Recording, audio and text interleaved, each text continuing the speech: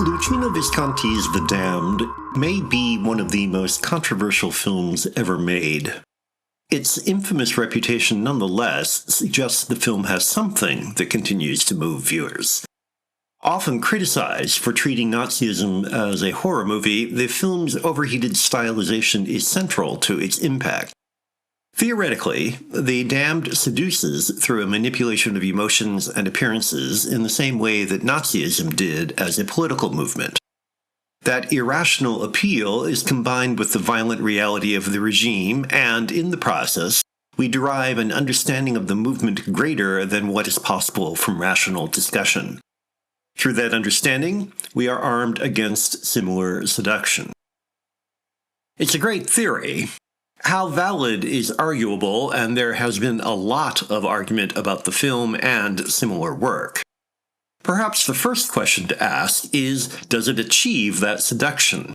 Are the horror elements so shrill that they overpower both the appeal and the political focus, in effect, reducing Nazism to glitzy kitsch? This is, after all, a film that includes pedophilia, incest, murder, parricide, drug abuse, and suicide in one family. The situation is beyond extreme. It is way, way over the top. Yet, for all that, with one exception, there is only the tiniest of hints of the Holocaust or other real horrors of the regime. Does the movie thereby achieve the essence of Nazi aesthetics, much less Nazi politics? That exception is the film's tour de force, the vivid but very questionable reconstruction of the Night of the Long Knives when members of the SA were butchered by the SS. Not least of the questions raised by the sequence is why Visconti accepted Hitler's unsubstantiated description of the SA gathering at Bad Visay as a homosexual orgy. Dramatization is a matter of distilling essences, particularly when making a political or historical point.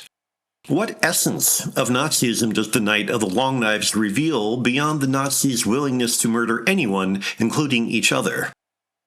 That may get at a truth about the regime, but one hardly unique to Nazi Germany. Moreover, just how valid is it to plunk some of the main characters into the massacre when in purely plot terms their motives are more personal than political?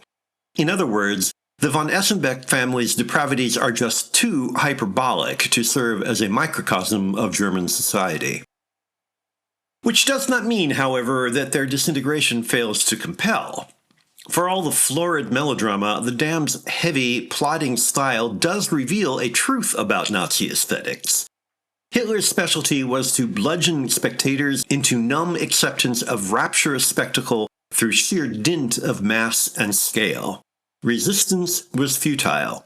By joining in, participants were rewarded with a rich, intoxicating euphoria. The Damned produces a similarly lumbering emotional and intellectual void, then fills it with a cloying sauce of overheated ingredients. It is tempting to conclude that if the film still disturbs, it may be because it continues to appeal.